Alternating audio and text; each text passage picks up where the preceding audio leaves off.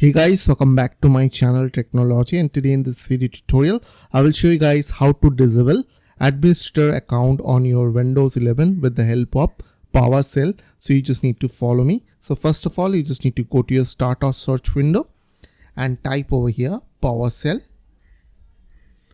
After that, right click on Windows PowerShell and click on Run as Administrator.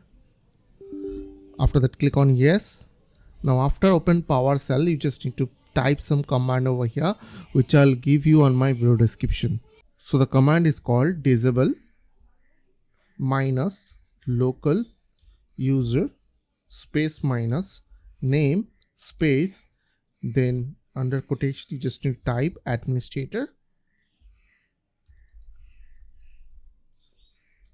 Then after that, press enter from your keyboard and it will disable your administrator account. And if you want to re-enable it, simply you just need to replace the disable with enable. And after that, press enter and it will re-enable your administrator account.